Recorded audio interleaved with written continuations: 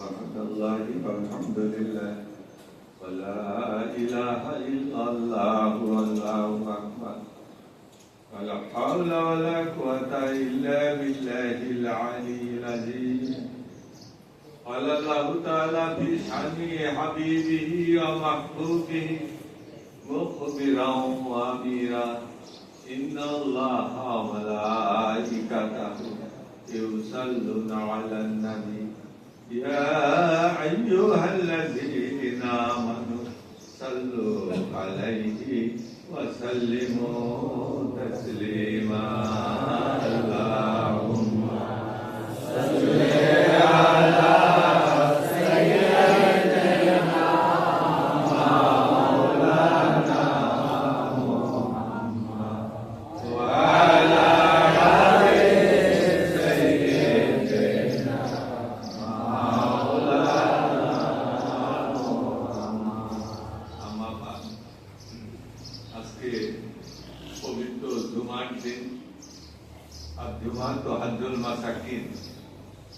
আমার দয়ালুবী হাদিস শরীফের ভিতরে ইরশাদ করেন এই জুমার দিন হচ্ছে গরিবের জন্য একটি মাবরুর হজ বিশেষ।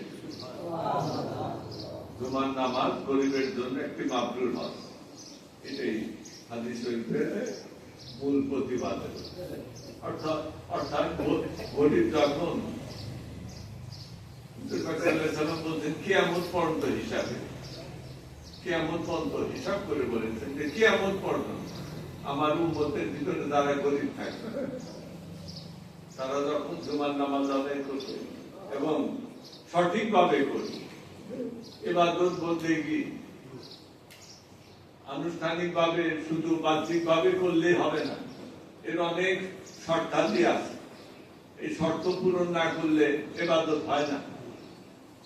আপনি যদি নামাজ পড়লো, নামাজ পড়ার যে শারীরিক সুরতটা, শারীরিক সুরত, সালাতের সুরত, শারীরিক সুরত, দৈহিক সুরত কিরকম আমরা দেখলে বুঝতে পারবো। একটা লোক নামাজ পড়তেছে, নামাজের ভিতরে দাঁড়াতে হবে, কেমন রুকুন সাজদাতুন ওযু এই চারটা থাকে। ফরজ নামাজের ক্ষেত্রে অবশ্যই থাকতে হবে। যদি ফরজ নামাজে এই চারটে একটাও বাদ পড়ে যায় নামাজ নষ্ট হয়ে যাবে। এগুলো ফরজ করে দেওয়া হয়েছে।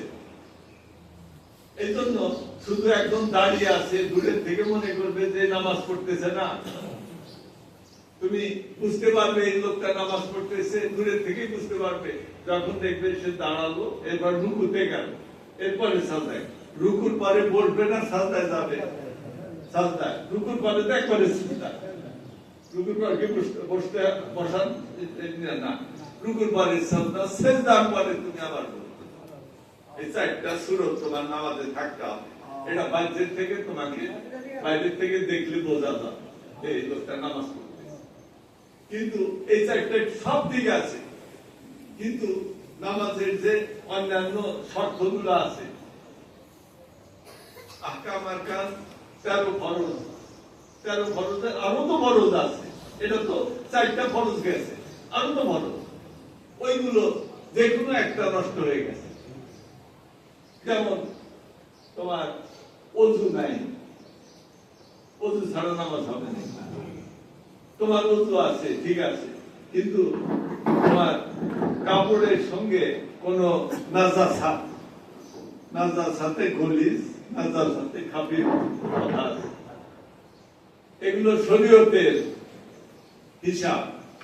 নাজাসাতে গলিজ, নাজাসাতে খফিফ, এই হিসাব করে তোমার মসলা ঠিক করা হয়েছে। তোমার নামাজ যে কাপড় পরে, জামা পরে তুমি নামাজ পড়বে, ওই জামার সঙ্গে যদি কোনো নাজাসাত লাগে, অপবিত্র জিনিস, খবিজ অথবা নাজাসাতে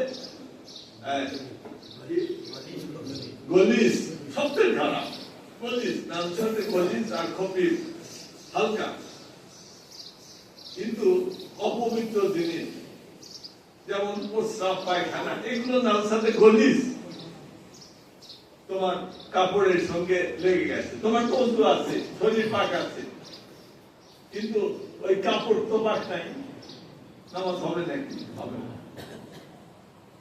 তোমার শরীর ওযু আছে, কাপড়ও পাক সাফ আছে, কিন্তু তুমি নামাজে যাওয়ার সময় শরীরের সঙ্গে তোমার নাজাতে গলিস কিছু লেগে গেছে, শরীরের সঙ্গে, এটা কাপড়ের সঙ্গে লাগে নাই, তোমার হাঁটতে নিয়ে খালি পায়ে হাঁটতেছিলে, পায়ের নিচে লাগছে, কি হবে?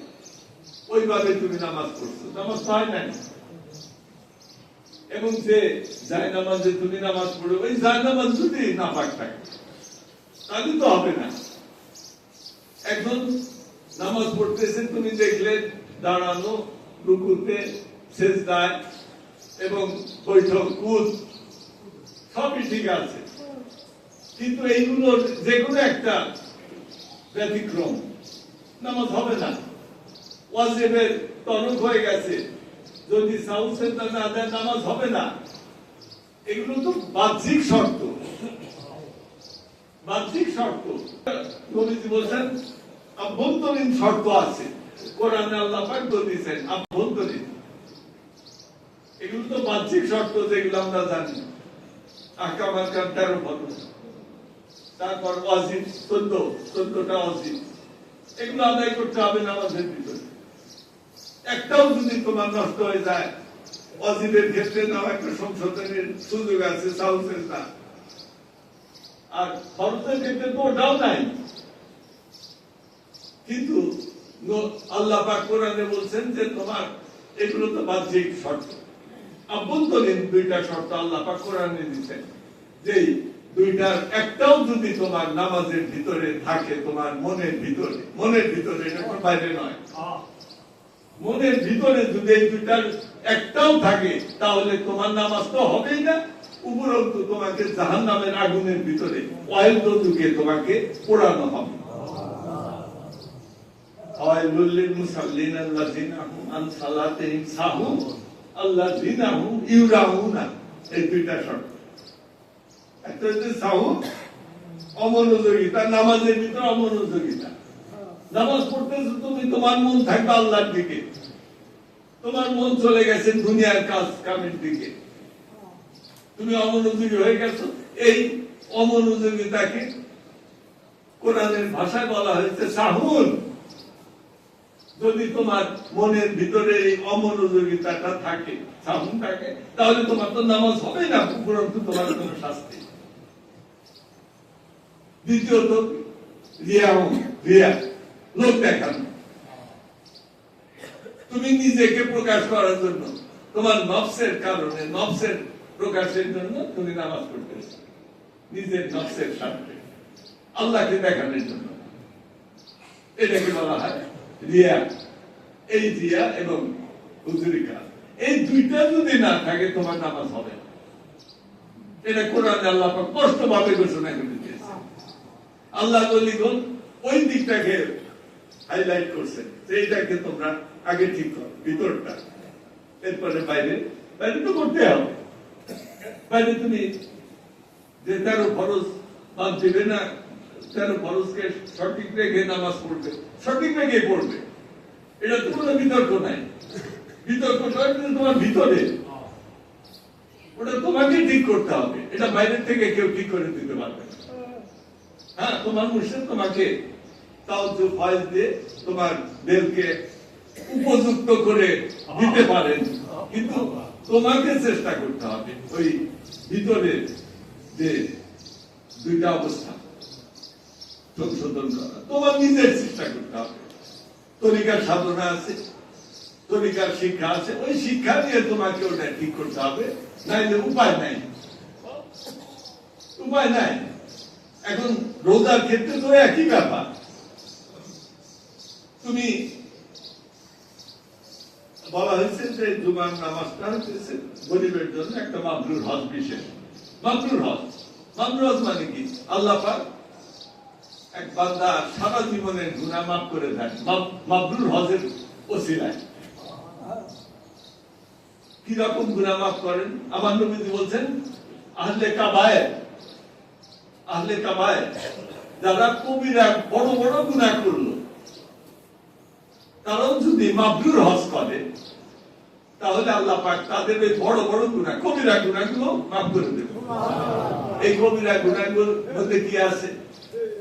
যেমন কবিরা গুনাহ বলা হয় মিথ্যা বলা, মিথ্যা বলিব না, চুরি করিব না, হারাম খাইব না, জেনা করব না, শিরক করব না, এগুলো সব কবিরা গুনাহ। এগুলো আল্লাহ পাক মাফ করে দেবে। তাহলে এই জুমার নামাজের যে গুরুত্ব কত বেশি, এটাই হাদিস শরীফের ভিতরে উল্লেখ করা হয়েছে। একটা মাবরুর হজ যেরকম হবে তোমার সারা জীবনের সব গুনাহগুলোই মাফ করে দেয়। পিছনের গুফিরা লাহু মা তাকাদ্দামা মিন যামবিহি, সারা জীবনের গুনাহ, এবং ওই গুনাহের ভিতরে কবিরা গুনাহগুলো অন্তর্গত। অনেকে বলছেন যে না সগীরা গুনাহ, ছোট ছোট গুনাহ না। আমার নবীজি একবারে স্পেসিফিক হাদিসের ভিতরে বলেছেন যে কবিরা গুনাহগুলো আল্লাহ পাক মাফ করে দেবেন। এই জন্য আমাদের এই জুমার নামাজের এত গুরুত্ব। শুধু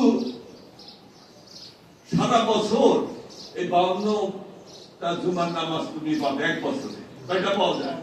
52টা। এই 52 জুমার নামাজটার একই ওজন, একই হিসাব, তোমার সারা জীবনের গুনাহ মাফ হবে। আর এই জুমার এই শাহরুর রমাজান, রমজান মাসের মাস হিসাবে তো এটা অন্যান্য মাসের থেকে শ্রেষ্ঠ।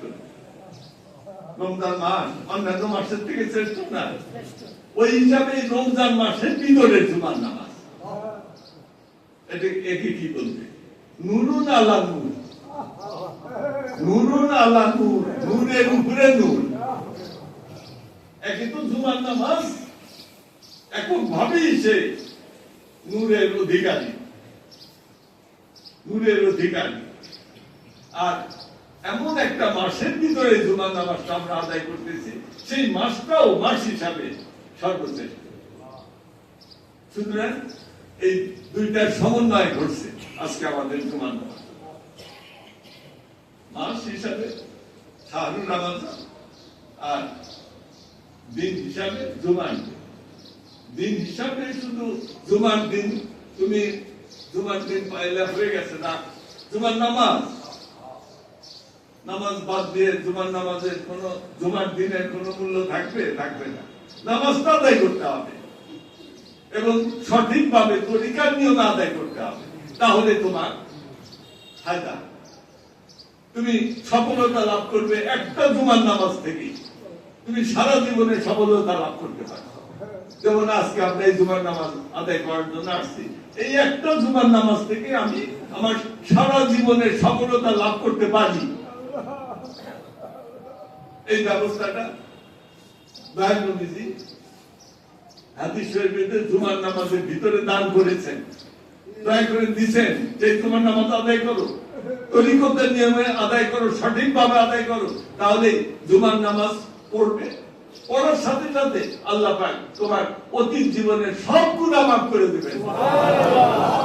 তুমি বড় বড় গুনাহ করছো, ভয় পাইতেছো, তুমি মিথ্যা বলছো, চুরি ডাকাতি করছো, ডাহাতানি করছো, জেনা ব্যভিচার করছো, বড় বড় গুনাহ, তার কোনো মাপ নাই।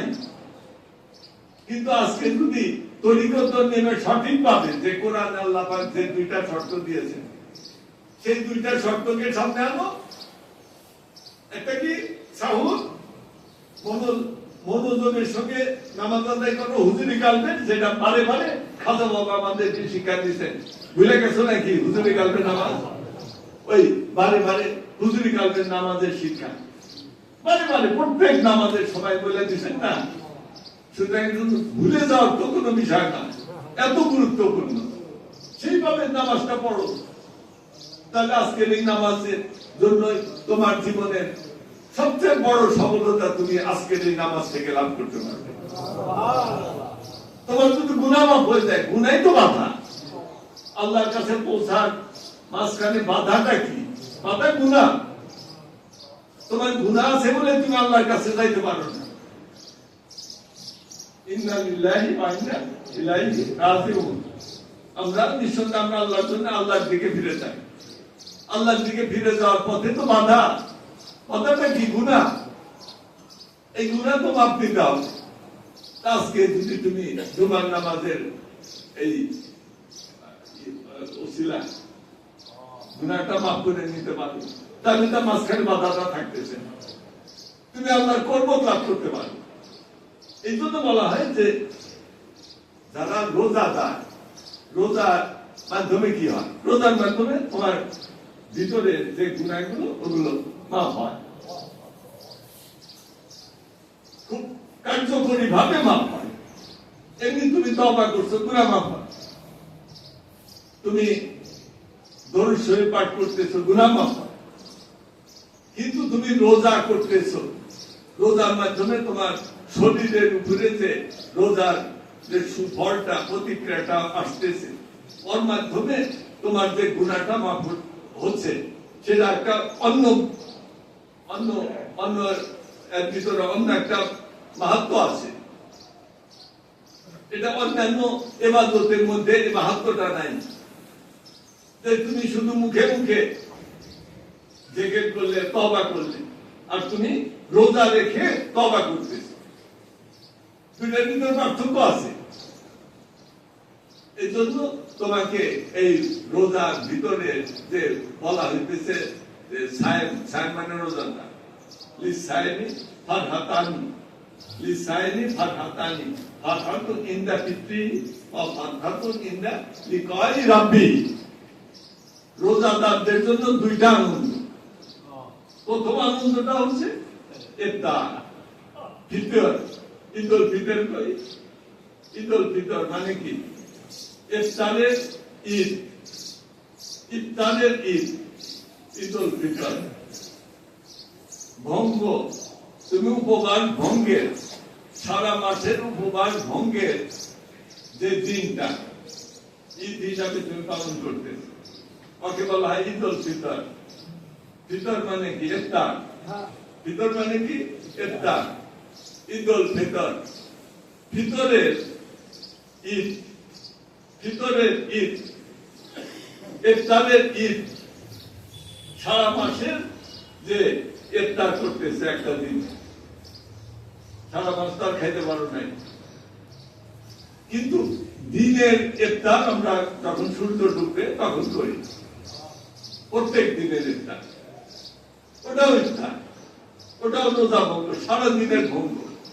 আর ঈদুল ফিতরটা হচ্ছে সারা মাসের উপবাস বা রোজাকে তুমি ওই দিনে ইফতারের মাধ্যমে, ওই দিনটাকেই তোমার ইফতারের জন্য দিয়ে দেওয়া হয়েছে, ঈদুল ফিতর। আমার নবীজি বলেন যে রোজাদারের দুইটা আনন্দ। প্রথম আনন্দটা হচ্ছে যখন সে ইফতার করে, তার আনন্দ। ইফতার করলে সামনে ইফতার, একটু পরে যখন মাগরিবের আযান হবে তুমি খাবে, তোমার খুব পিপাসা, তোমার খুব ক্ষুধা লাগছে, ওই সময় তুমি খাবে। নিশ্চয় ভিতরে একটা আনন্দ তোমার ভিতরে কাজ করতেছে। তুমি বলছেন ওটা একটা আনন্দ। আর একটা আনন্দ কি? এর মাধ্যমে তুমি আরেকটা আনন্দ হচ্ছে আল্লাহর সঙ্গে মিলিত হওয়ার। এখন আল্লাহর সঙ্গে মিলিত হওয়া কি? তোমার মৃত্যুর পরে আল্লাহর সঙ্গে মিলিত হওয়া, না মৃত্যুর আগেই আল্লাহর সঙ্গে মিলিত হওয়া? দুই রকমই ব্যাখ্যা আছে। মৃত্যুর পরে তুমি আল্লাহর সঙ্গে মিলিত হবে, মৃত্যুর আগে তোমার ভিতরে যে নফসানি বাধাগুলো আছে, গুনাহগুলো আছে, এগুলো আস্তে আস্তে দূর করতে করতে তুমি একটা এমন পর্যায়ে চলে গেছো, এমন মোকামে চলে গেছো যে আল্লাহর সঙ্গে তোমার কি হয়ে গেছে? কর্মত হাসিল হয়ে গেছে। এই জীবিত অবস্থা আল্লাহর সঙ্গে তোমার কর্মত বা নৈকট্য লাভ হয়ে গেছে, যাকে তাসাউফের ভাষায় বলা হয় ফানা বিল্লাহ। আল্লাহর সঙ্গে তোমার ফানা হয়ে গেছে, ফাকা বিল্লাহ। আল্লাহর সঙ্গে তোমার সেই কর্মত নৈকট্যের যে মোকাম তুমি হাসিল করে ফেলেছো এই দুনিয়াতেই, দুনিয়ার জীবনেই, মৃত্যুর পরে নয়, আগেই হয়ে গেছে। এটাও একটা বিষয়। এখন ইফতার করার যে আনন্দ, আরেকটা আনন্দ যখন তুমি আল্লাহর সঙ্গে মিলিত হও, এই দুনিয়াতেও আল্লাহর সঙ্গে মিলিত হও। এখন আমাদের রমজানকে তরিকতের নিয়মে আদায় করতে হবে। হযরত ইমাম আল গাজ্জালী বলছেন যে তুমি রমজানের সিয়ামের সাধনা করবে, হ্যাঁ ভালো করো, সিয়ামের সাধনা তোমাকে করতে হবে, তবে তুমি কিভাবে করবে এই সিয়ামের সাধনাটা? এটা কি সাধারণ এক মুসলমান যেভাবে রোজা করে, রোজা করার যে মূল বিষয়টা কি, সাধারণ দৃষ্টিকোণ থেকে রোজার যে সংজ্ঞা বা ডেফিনেশনটা কি, ডেফিনেশন হচ্ছে যে পানাহার, কামাচার আর হইতেছে পাপাচার, এই তিনটা জিনিস থেকে তোমাকে দূরে থাকতে হবে। পানাহার করা যাবে না, রোজা দিতে গিয়ে পানাহার করা যাবে না, এর থেকে তোমার দূরে থাকা লাগবে। কামাচার, রোজার দিনে কোন তোমার যে কামাচার এগুলো যৌন সম্পর্ক করা যাবে না। এবং পাপাচার, রোজার দিনে কোনো পাপ কাজ করা যাবে না। এটা হচ্ছে সাধারণ রোজার একটা সংজ্ঞা বা ডেফিনেশন। তুমি খাইতে পারবে না, পানাহার করতে পারবে না, কামাচার করতে পারবে না, এবং তুমি পাপাচার করতে পারবে না, পাপ করতে পারবে না, মিথ্যা বলতে পারবে না, চুরি, রাহাজানি, ডাকাতি বা ঘুষ টুস ইত্যাদি এগুলো কোনই পাপের কাজ করতে পারবে না। এটা হইতেছে প্রথম, আমার ইমাম আল গাজ্জালী বলছেন এটা তৃতীয় শ্রেণীর রোজার ডেফিনেশন। আর মধ্যম শ্রেণীর রোজার ডেফিনেশনটা কি? মধ্যম শ্রেণীর রোজার ডেফিনেশন হচ্ছে তুমি পাপাচার, পানাহার, কামাচার, পাপাচার তো করতে পারবেই না। এখন তুমি এগুলা করতে পারবে না, যদি করো তাহলে তো ওটা 3 নাম্বারের ইয়েতে চলে গেল। 3 নাম্বারে ওই পাপাচারটাকে খুব বড় মনে করে না, তারা দুইটাকে বড় মনে করে, কামাহার, পানাহার আর কামাচার, এই দুইটাকে মনে করে, পাপাচারকে এত গুরুত্ব দেয় না। এখন পাপাচারের ভিতরে তো, পাপের ভিতরে তো সগীরা গুনাহ কবিরা গুনাহ আছে, সগীরা গুনাহ আছে, কবিরা গুনাহ আছে। এখন সগীরা গুনাহ, ছোট ছোট গুনাহ, ওর দিকে কোনো খেয়াল নাই, ছোট ছোট গুনাহ হইতেছে হোকা, ওর দিকে কোনো খেয়াল দিতেছে না। বড় বড় গুনাহ শুধু থেকে আমি বেঁচে রইলাম না। ইমাম আল গাজ্জালী বলেন তুমি যে দ্বিতীয় শ্রেণীর রোজা করবে, সেখানে কোনই গুনাহ তোমাকে করা যাবে না, ছোট হোক আর বড় হোক। তুমি ওই কোন গুনাহ কাজ করতে পারবে না, তুমি যেটুক তোমাকে অধিকার দেওয়া হয়েছে তুমি এই পর্যন্ত করতে পারবে, সেটা হইতেছে জায়েজ কাজগুলো, জায়েজ যেগুলো তোমার জন্য জায়েজ করে দেওয়া হয়েছে, ওই কাজগুলো তুমি করতে পারবে রোজার দিন, এর নিচে করতে পারবে না। জায়েজ কাজ, জায়েজ কাজ, এখানে মাকরুহ তুমি করতে পারবে না, মাকরুহ কাজগুলো তুমি করতে পারবে না। এইভাবে তুমি যদি রোজাটা করতে পারো তাহলে তোমার দ্বিতীয় শ্রেণীর রোজা হবে।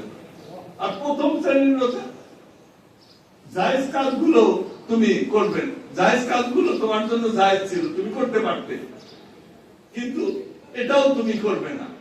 তুমি রোজার ভিতরে পুরা রোজা সেগুলো মুস্তাহাব, এর নিচে তুমি কোনো কাজ করবে না, মুস্তাহাবের নিচে কোনো কাজ করবে না। সমস্ত কাজ যে করবে সবকিছু মুস্তাহাব পর্যায়ে, এর নিচে না। জায়েজ মুবাহ কাজও তুমি করতে পারবে না, মুবাহ কাজগুলো তুমি করতে পারবে, তোমার জন্য জায়েজ ছিল, মুবাহ ছিল, করতে পারবে, কিন্তু তাও করবে না। তাহলে তোমাকে কি করতে হবে? তুমি শুধু করবে মুস্তাহাব কাজগুলো। পুরা রোজা মাস তুমি শুধু আল্লাহর জিকির, মুস্তাহাব যেগুলোর ভিতরে সওয়াব আছে, ওই সব কাজ করে তুমি রোজাকে অতিক্রম করে দিবে। তোমার জিকিরের ভিতরে থাকবে তুমি। কোরআন আল্লাহ পাক বলছেন, অনেক আল্লাহর ওলি দেখবে সাধারণ লোক, আল্লাহ কোরআনে বলেন অনেক সাধারণ লোককে তুমি দেখবে তারা রোজা করে, তারা ই করে ওই দুনিয়াদারি কেনা বেচা করে, কিন্তু ওদের ওই দুনিয়াদারি কেনা বেচা তারা তাদের আল্লাহর জিকির থেকে তাদের কাজ কাফেল হয়ে যায় না।